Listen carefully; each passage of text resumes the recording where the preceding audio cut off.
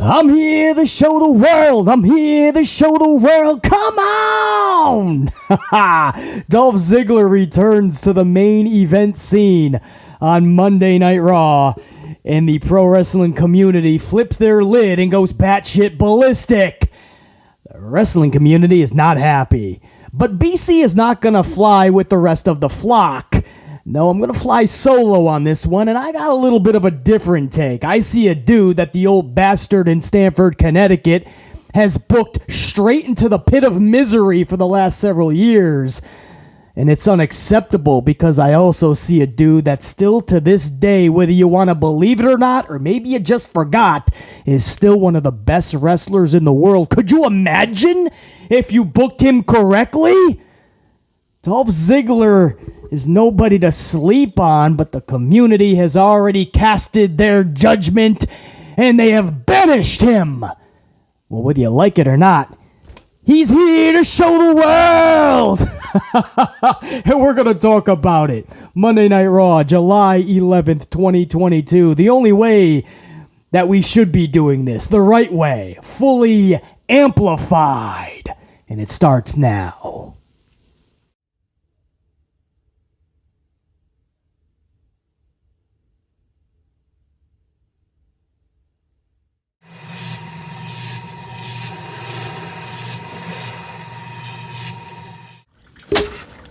My amplified unit. Top of the morning to you, afternoon, evening, wherever you guys are in the world.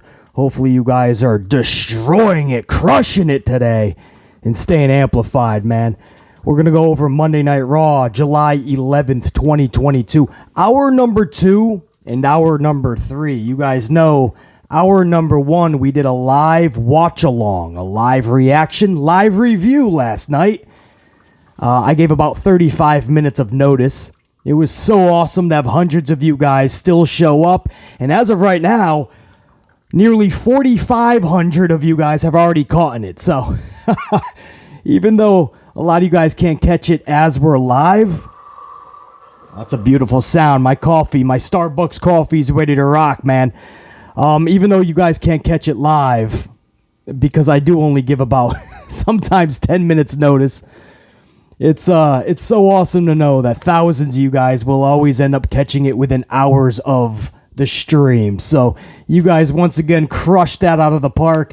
And it's important to me to know that because that means that we can go into hour 2 and hour number 3 and BC can know that you guys, for the most part, know what already happened in hour number 1. I don't got to rehash all of it. Although I want to give major props to Carmella. That was hour number 1. We're not going to go over that matchup, obviously, because this review is hour 2, hour 3. We did the live reaction last night, and that was part of hour number 1. It leaked into hour number 2, but we already went over that match, man. And if you saw, if you heard BC call that match, you know I was pretty damn happy about that match. The outcome, the finish, of course, not so much, only because what it leads to is something we've already seen so many times in Becky Lynch and Bianca Belair, or Becky being added. Maybe it'll be a triple threat, fatal 4-way, mega 5-way, Uber 10-way, epic 20-way, insane 30-way. Who knows? With WWE, they love their schmazes, man. Just send everybody out into the ring. Everybody gets a little camera time. So I don't like what it led to, but the match itself between Bianca Belair and Carmella, man, it was good. And I felt it rivaled, if not was even better in many aspects than their SummerSlam bout. Bianca Belair, obviously, man, she can hold her own, literally and figuratively. But Carmella is somebody who gets a lot of bad rap in this industry. And a lot of people just shit on Carmella because it is an easy target, right? It's another blonde. She got pushes before other people when other people should have gotten them. And I understand all those concerns. BC probably echoed them a time or 2 or 10. But to say that she is not improving by the week, by the show, by the minute, Well, that's just a bold-faced lie, and you'd only be lying to yourself. You wouldn't be lying to anybody else, especially not BC. I'm seeing the improvement in Carmella, and it's not just her in-ring skills. It's her mannerisms, those facial expressions. Everything that she does is just becoming better and better. I mean, you see last night after she receives those gut kicks, she's selling them. Even moments after, when she's on offense, she's still got her hand, her arm to her gut. Selling is so important. I mean, you got to add that into the grand spectrum of deciding if somebody is improving or not. Well, fuck, you got somebody like Natty, who is the one who trains these females when they come in. When they get to the main roster, Vince loves to pair newbies with Natty. Ronda is one of those examples, actually. It's probably why I had her name at the tip of my tongue. Ronda Rousey, the second she came in, Vince had her paired up with Natty. The second that Aaliyah gets to the main roster after over 5 years in NXT and not a great show of improvement, they knew they needed to put her with Natty. Lacey Evans, you can go down the line. Natty is the common denominator there. But when you see even Natty go into business for herself this past week, and I believe it was Sacramento, and Liv Morgan hits her Oblivion finisher, Natty takes the pin and then jumps up, points at Liv because she's pissed off. Obviously, Liv was stiff on a move or two. And she points and she yells at Liv. She rolls out of the ring and walks off. She totally no-sells Liv Morgan's finisher, Oblivion. And Liv is the new champion. She could use any momentum at all right now. Any rub that other wrestlers want to help her out with, Liv will be absolutely through the moon to receive. So for Natty to do that when Liv just got the title, man, just because she may have accidentally been stiff, because I watched the match back twice, and I'm not seeing anywhere where Liv went out of her way to try to fuck with Natty. So that's what I mean. If you're going to say one person sucks at something but praise another, you better call it down the middle. It doesn't matter how many years Natty has been here or if she trains the up-and-comers. If she's the go-to to show everybody how it's done, even she has her days where she forgets where she's at and what she should be doing. You got to sell at all times, man. It doesn't matter if you're on TV. Last I checked, Sacramento had human beings in attendance, many of them. Not too many. It's WWE in 2022, but they had many. You got to act like you're in front of an audience because you are in front of an audience. Well, Carmella is here, on the other hand, selling everything. There was a point where Mella had a near pinfall, and for moments later, she just had this smile on her face like, damn it, I almost had you, man, almost. And you could see that in her face. And then just a couple minutes later, when she knows it's panic mode time because everything she's doing is not working and everything Bianca is doing is actually starting to hurt, then you see this moment of panic wash over her face. It's these little things that BC catches that I like to think it's why I'm the best in this community at calling pro wrestling, at dissecting, at critiquing pro wrestling. It's not just because I want to give myself a pat on the back. There's nobody else that dissects it like this. So everybody else just trashes Carmella because it's the easy thing to do. And her booking up to this point for years has not been on par. So it's easy to do such. But BC has to call bullshit eventually. And eventually is now. Carmella deserves a lot more credit and respect, man. She's actually getting really, really good. And if they give her a really good storyline, don't be so shocked if you're captivated by Carmella at some point down the line. Because she's doing everything she can. She just needs some of the suit and ties to be in her corner and give her some fucking actual material that she can dive into. And we'll all see together if it's going to be a sink or swim situation. Don't be shocked if Carmella's one of the best swimmers in the fucking ocean. Anyway, that was a little cold open there on Carmella. And while we're sticking with the females, and I had to say that in the cold open because, again, we already went over hour number 1 live together last night.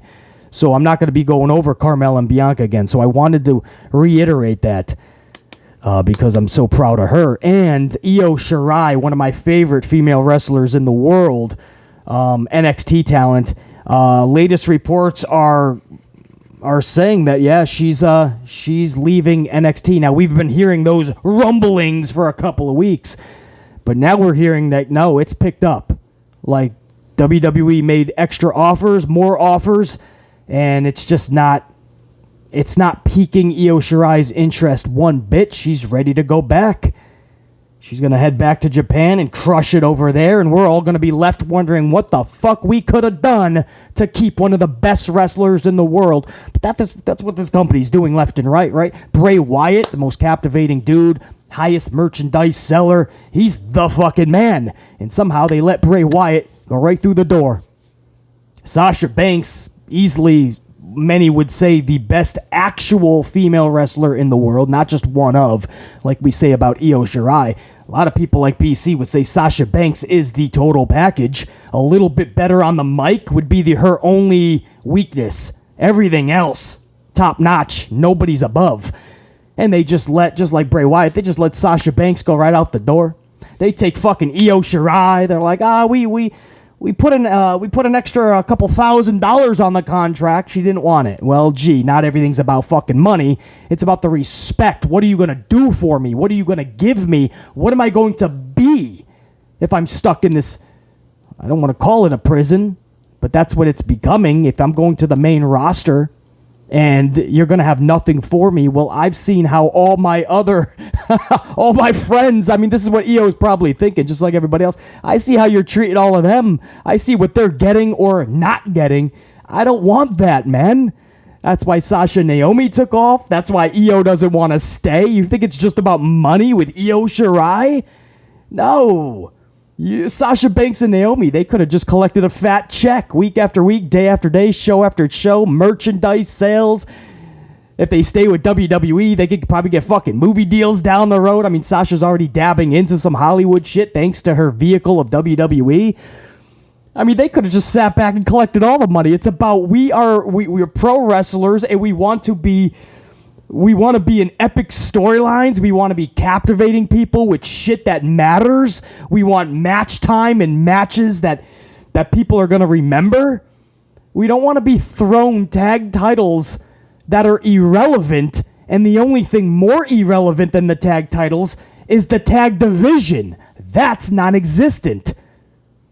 So you want to hide us away, and they did this twice with Sasha, once with Bayley, and we found out what those belts in division really was. That's when the Iconics took the belts from them, and they were like, what the fuck are we doing? So then Vince lies to Sasha again, and Sasha and Naomi become tag champs, and Vince says, we're gonna have a real division. Yeah, the only division you're going to have is within the locker room because everyone's pissed off about the lies being spewed by the old man. But he doesn't have the time. Sometimes the truth takes longer than a lie. Most of the times, the truth will take longer than a lie. So Vince doesn't have that time because he's fucking paralegals with the rest of his time. No? Too soon? Hush. Hush, BC, hush. Money. I gotta.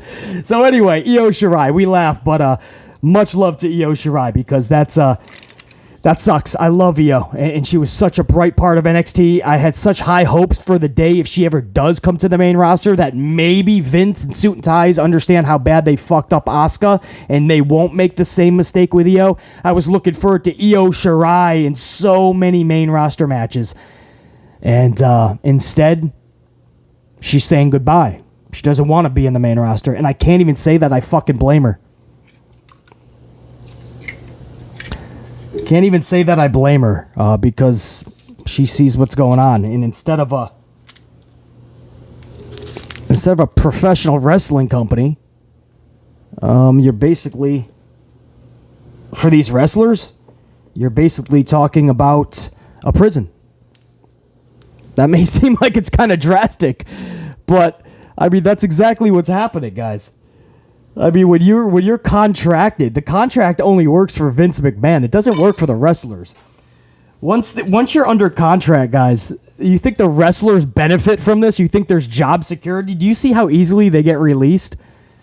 The contract works for Vince and the company. It basically keeps you as a prisoner, and they can do whatever they want with you. And if you try to disagree, or if you try to want more for yourself, they'll just say you're unprofessional. You're unprofessional. Shush, go to the corner. Speak when spoken to. Let the grown-ups talk over here. And then that's not cool. And then when people finally say, enough, man, they have to break out of the prison and breach their contract. Then their contracts get frozen. It becomes a whole legal dispute. And then you say, well, BC, calling it a prison's a little drastic, man. No, not really, but they're getting money, BC, so it's not a prison. Bullshit. You get money in prison. It's called commissary. People can literally put commissary into your bank account. Some people spend it all on honey buns and Mountain Dews or ramen noodles, and other prisoners, they just let that shit fucking build, and when they get out, they have that shit goes into their pocket. You absolutely get paid in prison if you play it smart.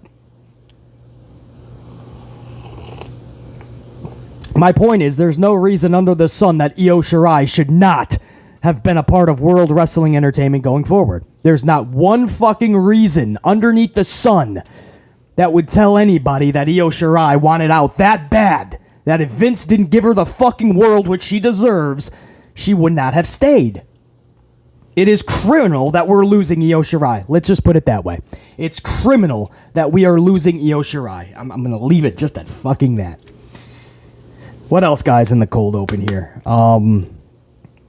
I think that's it for now. I don't think, yeah, there might be an impromptu video later in the week anyway, covering some other stories that BC wants to talk about. I'm not even gonna, I was gonna give a little teaser on that, but no, just in case more info comes out, man, I want to keep that kind of under wraps, but there's a couple of things that I want to talk about. Hopefully I can get that into a bonus video later. Just stay subscribed and notified. You guys know the deal. And I never give exact times when a video is going up or a live stream, so that's why you kind of have to be subbed and notified if you want to catch a BC live stream, especially because those things go up with 10, 15, 20 minutes notice. So only if you're notified are you going to really get those live stream notices. That's how it works. Let's go to hour number 2 now, man. Let's get this review going. Again, hour number 1 is already on the channel. We did that live together last night, so we're going to jump into hour number 2. This was Miz and Tommaso Ciampa versus AJ Styles and Ezekiel. The ending is... Oh, by the way, should I do Dolph? No, I'll wait till on Dolph, man. Dolph, I gotta tell you, I'm probably the only one in the community so happy to see fucking Dolph. I know that sounds fucking crazy. BC, how much coffee have you had this morning, dude? And what's in that coffee? BC was glad with Dolph's segment last night? I'll explain. But let's go through the rest of the 2 hours first, and then we'll get to Dolph Ziggler. Miz and Tommaso versus AJ Styles and Ezekiel. The ending I'm gonna go right to because the match is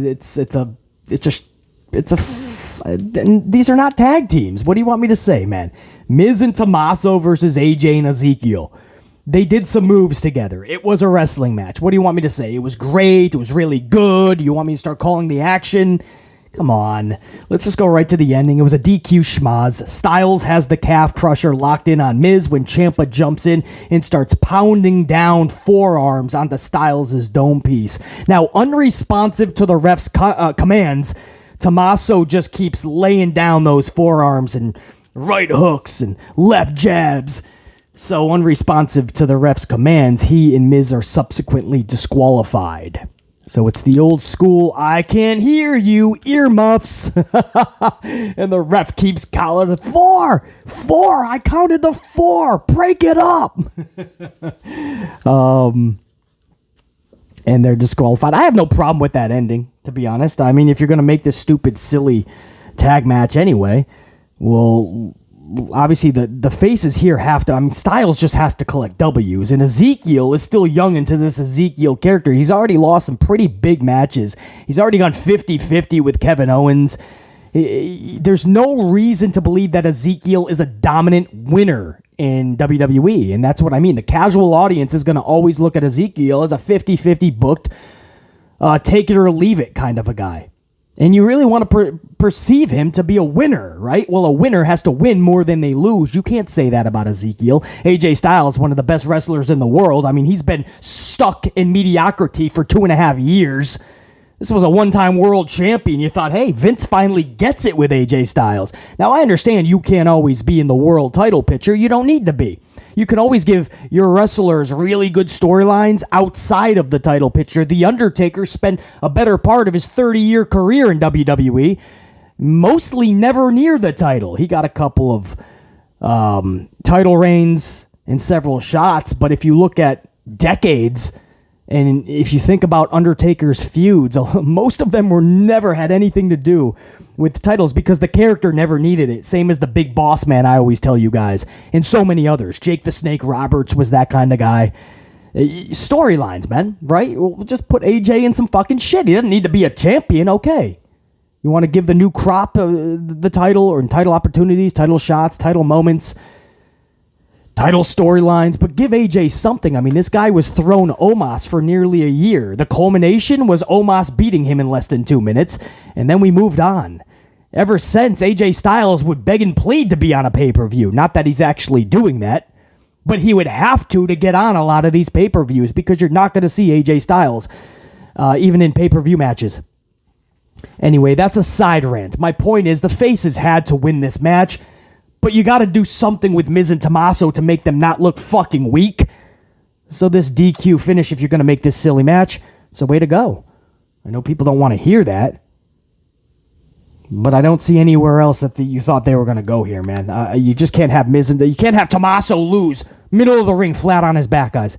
You cannot have Tommaso lose middle of the ring. You're not going to have Styles lose flat on his back middle of the ring via pin. And you can't, man. It's not cool for Ezekiel to do such. So you're just left with Miz. Miz gets pinned middle of the ring. And then people that complain that Miz doesn't do anything for them. There's no connection. We need to see, they have to do something with Miz. I'm pretty sure stacking up more L's is not going to help.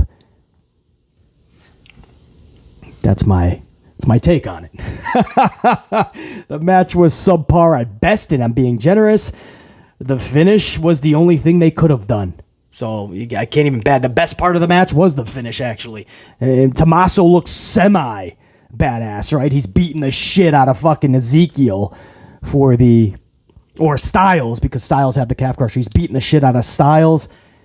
You know, make him look like somewhat of a tough guy. You know, he's not just Miz's bitch.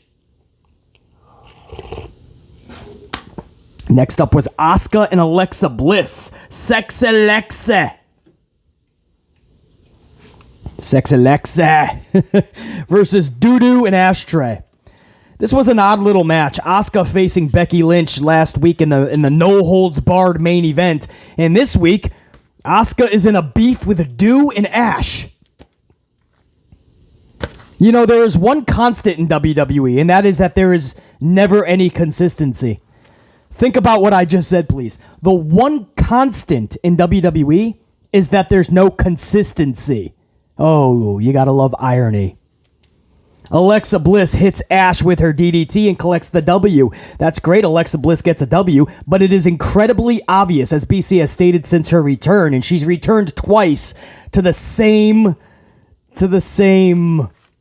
absence of where she is going, thanks to the suits and ties. I have said this every time, that the last 2 times that she has returned, it is painfully obvious at this point that the E has no idea what to do with Lexi. No idea. She's collecting W's because they don't have anything for her. They don't want to totally bury her yet, just in case they want to put her in a storyline with some type of meaning. There would be a crazy concept, and then they have to have her do the job. So they want her to be relevant enough to do a job later on down the line. They just don't know what that job is. They don't know what to do with Lexi. You guys remember, was it the Chamber? I forgot exactly which one. Maybe it was the Chamber she came back for. Had a match, and then she left again because they had nothing. And she literally went online because somebody said, I'd love to see Alexa again. She was like, not my call. She literally said it wasn't her. She postponed her wedding until after WrestleMania, and Vince still didn't even use her at WrestleMania. She should have just had the fucking wedding on WrestleMania day. That's a big fuck you to Vince. Vince didn't even give her anything at Mania. She came back at Elimination, and then after that, Vince didn't know what to do.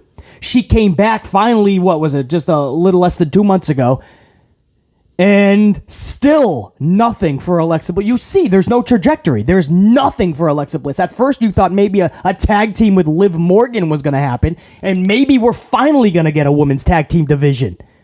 It took Sasha and Naomi walking out to get it, but Lexi and Liv Morgan, they gel together. It's perfect, man. It's strawberries and it's shortcake. You put that shit together, it goes, man. And instead, it was a 2-week thing, and then all of a sudden, Liv becomes champ, and Lexi's still running around holding her little doll with no direction, just like a little kid, right? Running around in circles, no real direction, and clutching onto her doll. At some point, we have to find something for Alexa Bliss. That's not a recommendation. That's not a request. That's literally what needs to happen. At this point, from your audience and for Lexi, that should be a demand to the old bastard in Stanford. This was, by the way, just under 5 minutes of a match. Another tag team match, under 5 minutes. So, I don't see how this does anything for Alexa Bliss and Asuka. Alexa Bliss collected a W that nobody's going to remember, and even more people are going to forget that Asuka was even in the match. And on top of that, I don't even know how further this digs deeper down into doo-doo drop and ashtrays fucking burial. But it's pretty deep at this point. I mean, you're going to need you're going to need a lot of those... oh man, you're gonna need the whole roster to shovel them out when this is all said and done for doo-doo and ashtray. The whole roster is gonna have to get some of those premium Triple H golden shovels. They're gonna have to have the premium. I don't know if they sell them at the local Lowe's or Home Depot, but you're gonna have to get those premium Triple H golden shovels. The whole roster is gonna have to get one, and you're gonna have to try to dig out Nikki A.S.H. and Doudrop, because that's how far they've been fucking buried down. And if you do make it that far and you're able to find them, I would try to tell the roster, take a water break, take a coffee break, regroup, and if you can, just dig a little bit deeper, because you may find Shayna Baszler. BC's ruthless, man. We don't sugarcoat on this channel, bro. There ain't no bullshitting on the BC channel, man. Next up was a backstage. Matt Riddle, Bobby Lashley segment. Riddle asks Bobby Lashley to watch Stranger Things with him because Vecna scares him. Riddle is watching basically a horror movie, and the lead character is scaring him. So he wants to cuddle up because his stepdaddy Randy is not there. So he needs a new stepdaddy to kind of clinch onto when he watches his scary movies. So he needs Bobby to watch Stranger Things with him.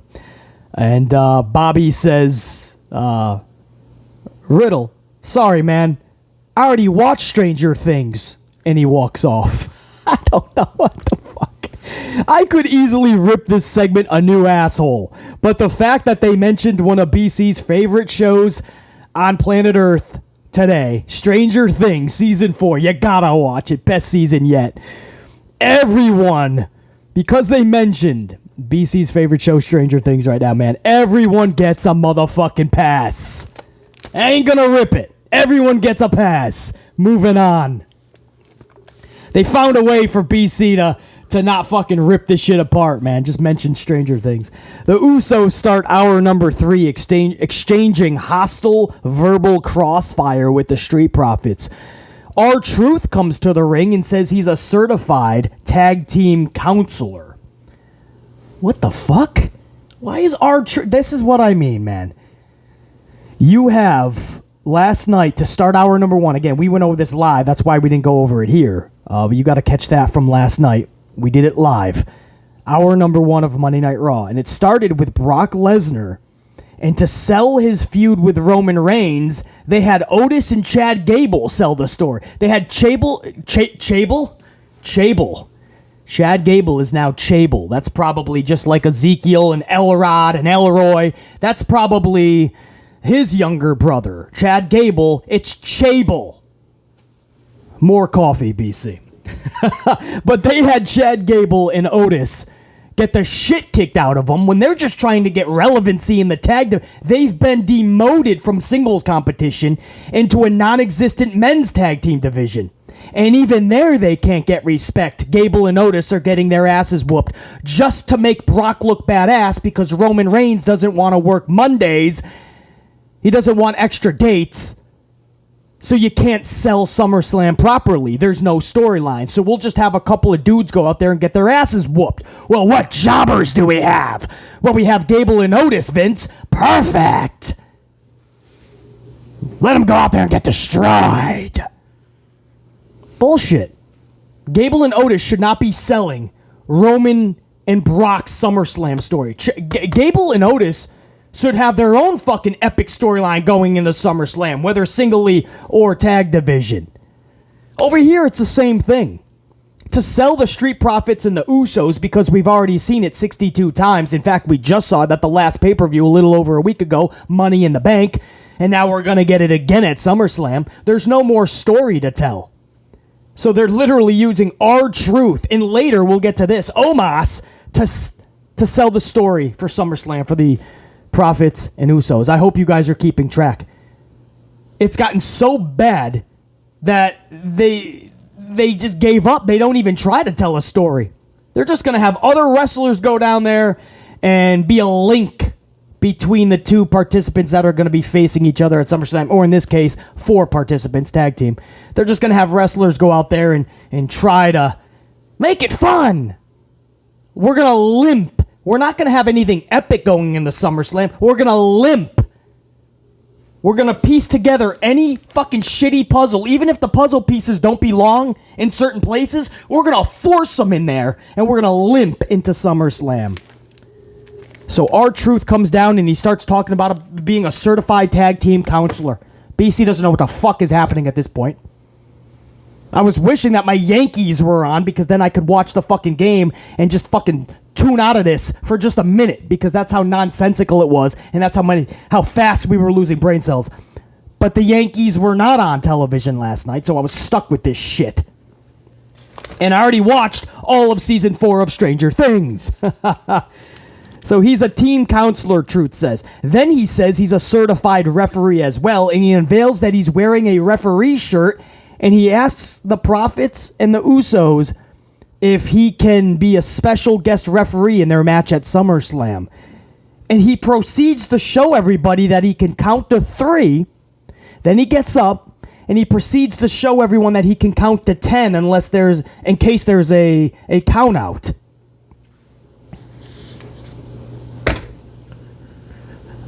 So Jey Uso tells Truth to get his, and I quote, clown ass out of the ring. Truth is pissed off at this point that he was just called a clown ass. So somehow he aligns himself with the Profits, and Omos then hits the ring. Omos, who has no business realistically to even be out there, but he joins the Usos, and you guessed it.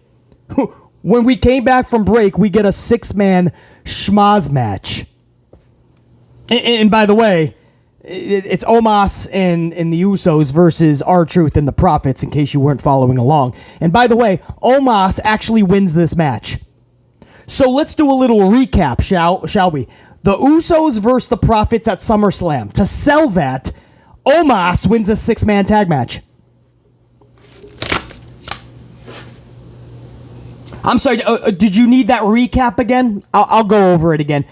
To sell you and BC and the world for another Profits Usos match at the second biggest event of the year, SummerSlam, to sell us all on it, they had Omos win a 6-man tag.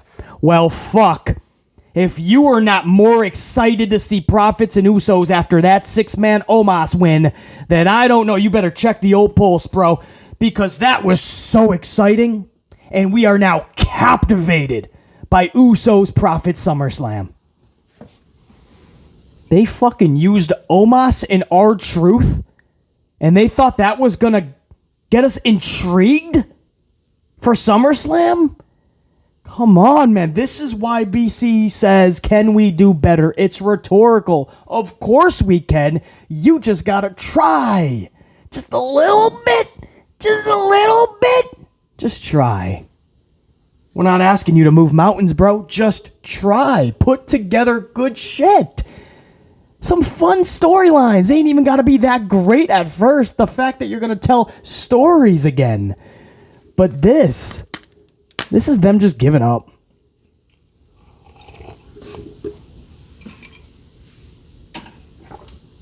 It just doesn't make sense, man. Nobody is going to get excited to watch Street Profits and Usos again at SummerSlam by watching a 6-man tag with R-Truth and Omos.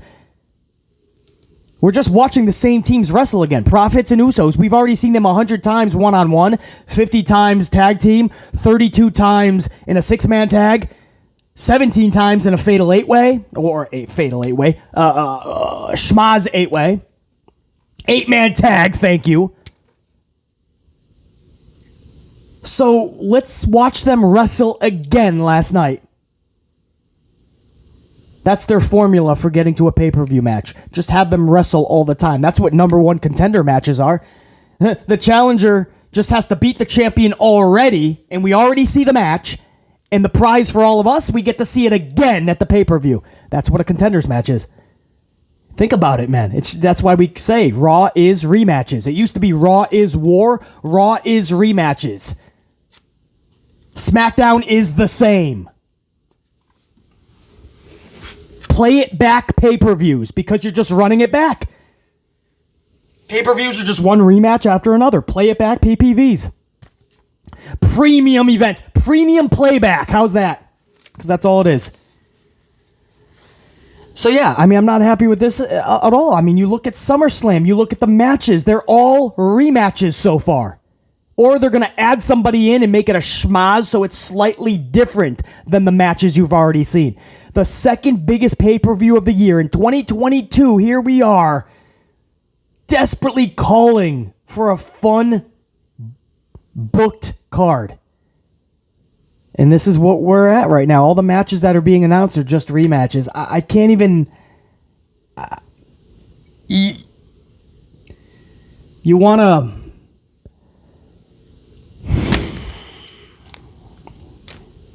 You can't. You just move on. We'll be here another hour. You just move on. You'll just move on. You have to. Sometimes you have to move on. Sometimes it gets so bad you laugh. You're like, what are you laughing about? This isn't even a laughing matter, and you can't help. There's nothing else to do but laugh. And then there's moments like I just had right now, live with you guys. Not a live stream, but recording live right now, early in the morning, where I'm at a loss for words. Truly at a loss. Main event is Matt Riddle and Bobby Lashley versus Seth Rollins and Austin Theory. Dolph Ziggler is at ringside for this match. Decent bout. BC just didn't care about it. Riddle has to stop with the nail painting. Bro. BC understands it's 2022. Chicks are doing dude things. Dudes are doing chick things. It's a freaky little world out there, man.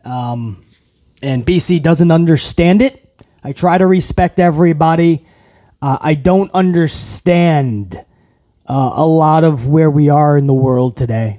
I don't understand all of the experimenting and switching sides. To each their own. And I give everyone respect if they give it to BC. But I don't understand where we are in the world today.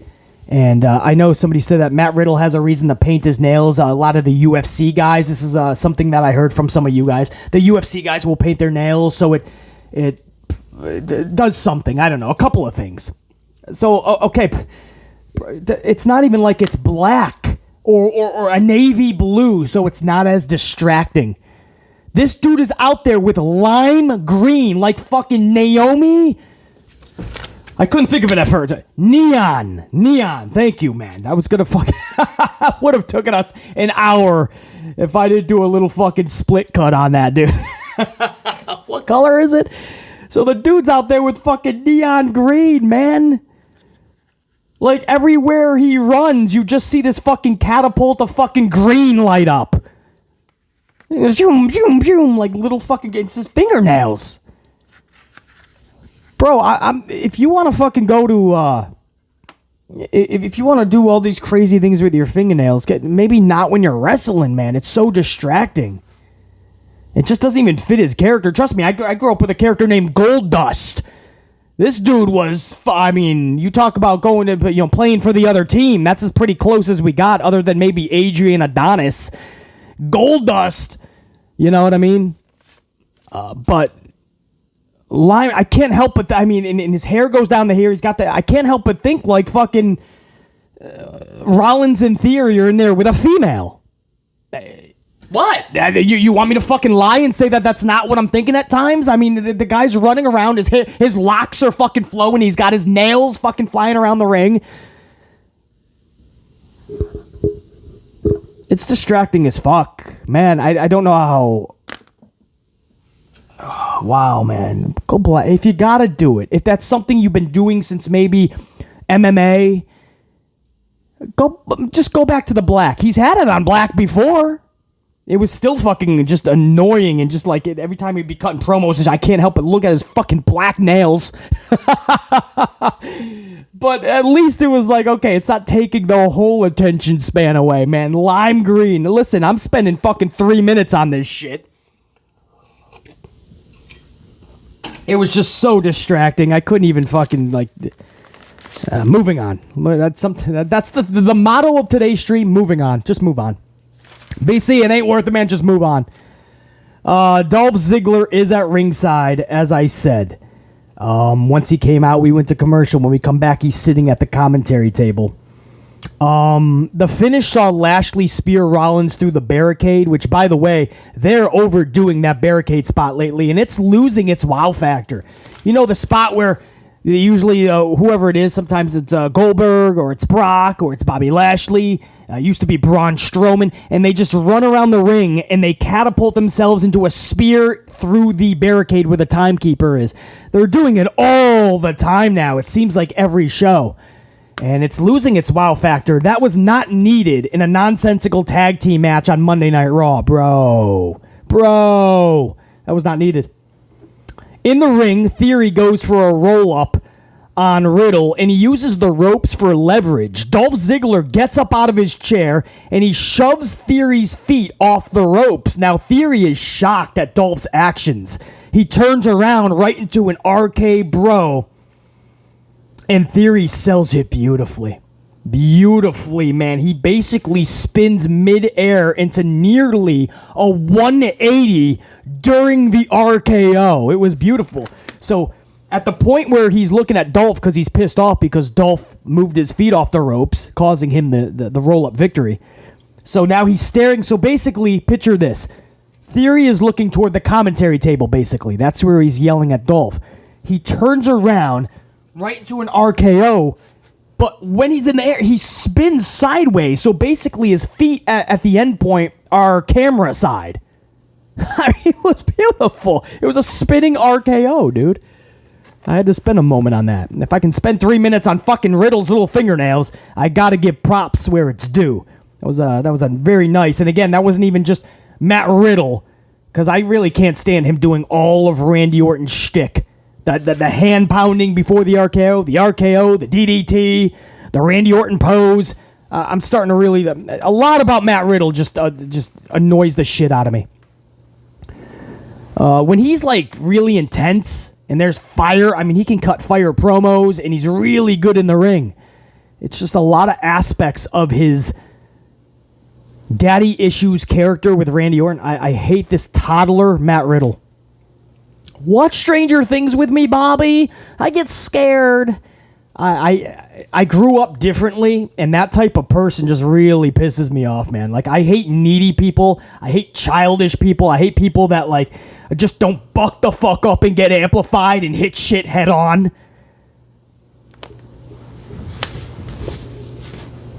That character just annoys the fuck out of me. It was Theory that sold the fuck out of that. And again, that was the 1, 2, 3, and Riddle Riddle wins this, beating the Money in the Bank cash, the briefcase holder. So I'm not sure I'm okay with that, but I love that Dolph Ziggler kind of fucked with him there. And then post-match, Dolph super kicks Theory, and Dolph's music hits as we go off the air. I'm here to show the world. I'm here to show the world. Come on. If they truly give Dolph the rocket, strap it to his back, and let him soar, then I love this. I love this. I mean, I know I'm the only one on a platform like this to say something as bold as that, but I truly, I loved what I saw. Obviously, there's that caveat. There's that asterisk, right? If done correctly, that's giving WWE a lot of... that's a huge mulligan that we're giving them because WWE rarely does things right. But if they did, man, absolutely Dolph Ziggler deserves one more monstrous push. And I never use the word deserves in pro wrestling because we overuse that word just to sound smart as wrestling fans. But no, he deserves it. The guy is one of the best wrestlers still to this day. And just because you may have forgotten that or don't want to believe it because he's been booked so irrelevant the past several years does not subside the fact that he is so uber talented and he literally can run circles around still 87% at least of that roster. At least. I'm not saying he's Shawn Michaels status, but he's along the category. He's in the Michaels category. And you saw the trajectory of his career back in the day when he was with the AJ Lees and the Biggies and cashing in briefcase. I mean, there was such a huge, monstrous career waiting for that dude, and then Vince just pulled the plug, pulled the cord, and Dolph doesn't need this shit. Dolph loves this. Dolph has so many things that he does. Man, comedy is one thing that he truly fucking is passionate about and wants to do more of. But he spends all his time doing this because he loves it. He doesn't need WWE. And Vince McMahon has such a good wrestler in Dolph Ziggler right there. Charismatic. He cuts fire promos. It's sad that some of his best promos were just on WWE.com because Vince didn't want to give him the time of day on his shows. Monday Night Raw, SmackDown. So some of Dolph's best work is actually not even seen by the masses. But BC saw it. And I know how uber charismatic and special this dude is. And you saw just a glimpse of it in NXT when he was brought down there so he could help give that rub and give something special to Braun Breaker. And he did. That put Braun Breaker on the map to a lot of people that didn't know who the hell that dude was. And it reminded everybody just how good Dolph is. And how Dolph can still carry storylines because that Braun Breaker NXT storyline, that was fucking magic. I hung on every word when they were doing their promos together. I enjoyed the matches they had. Dolph went to NXT, knocked it out of the park, and showed everybody why he should be given way more than he has been for years in WWE. And you put him with the fucking Dirty Dogs. You put him with Robert Roode, Bobby Roode, Bob Roode, Don Dude, Rude Dude. You put him with this guy. It's a non-existent division. Of course, there was no way that Dolph could have been relevant. You look at this guy's career accomplishments. I'm just gonna spew some of it. His WWE career. And while I'm spewing this, be reminded, this is a guy that for the past several years has been placed in irrelevancy. The past several years. And he's got all of these accolades attached to his name. Dolph Ziggler, a two-time World Heavyweight Champion. A World Tag Team Champion. Two-time Intercontinental Champion. One-time United States Champion. Mr. Money in the Bank 2012. And the 22nd Triple Crown Champion in company history. That's just some of his accolades. Talent-wise, I mean, match-wise, the guy's second to usually none. So yeah, with an asterisk, if done correctly, it's a huge if. The company never does shit correctly, but yeah, it was pretty cool to see Dolph Ziggler in that moment.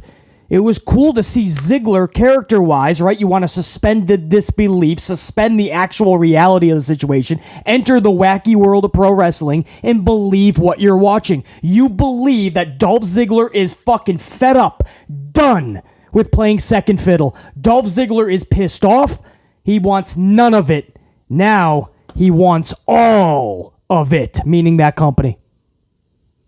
He wants none of the bullshit. He wants all of the accolades now. And he's done playing second fiddle. He's done standing in the shadows. If you tell this story correctly, I love it. If he's right back with Robert Roode next week and the Dirty Dogs are in tag team action against Gable and Otis, who just got destroyed by Brock, so nobody gives a fuck about him even more now. They care about them even less. Let's have a fucking tag match. Heels versus heels, by the way. Because Vince doesn't give a fuck. Right, if we're doing that next week, or even on Friday SmackDown, Dolph Ziggler's in tag team action, then of course, this was all for nothing, and it's all shit. And it most likely will be. I don't need anybody going, basically, you know how this is going to turn out, man. Listen, you're most likely right, and BC knows it. That doesn't get away from the fact when I'm reviewing a show, I still have to review what I saw, and we have to talk about what it could and should be going forward. And that's what it should be. Dolph Ziggler's had enough. You look at that super kick last night. I don't understand, right? It seems like he turned face because Theory is your big heel right now with that briefcase. I like Dolph when he's a diabolical heel.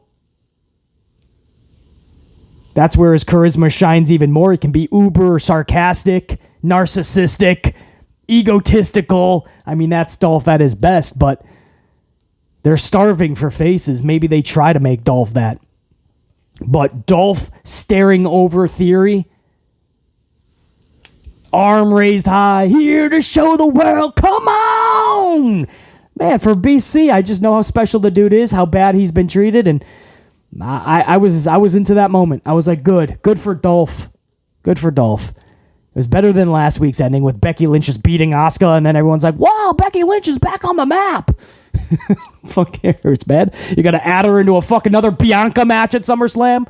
Like we didn't just see that same match last year? And then 14 times afterwards? But that was the exact same SummerSlam match last year. That's what got everybody pissed off at Becky. So let's just do Becky and Bianca again. I'll take Dolph Ziggler any day of the week twice on Sunday. If done correctly. That's BC. That's what I got for you, man. Top guy, and I'm out.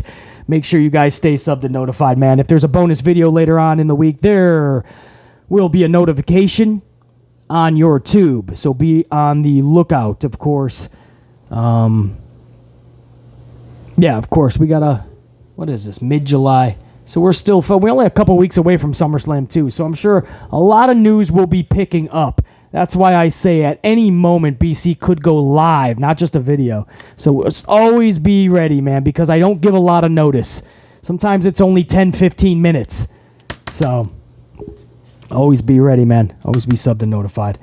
All right, that's it, man. That's what I got for you. Hour number 1, as I said, is already on the channel. We did that live, and this is what I had for you for hour number 2 and hour number 3. Dolph Ziggler and Carmella are the standouts for BC last night. And they mentioned Stranger Things. So there you go. There's your positivity. For those that say I don't spew any positivity, there you go. I had nice things to say about Carmella, Dolph, and I love Stranger Things. BC, and I'm out. Check you later.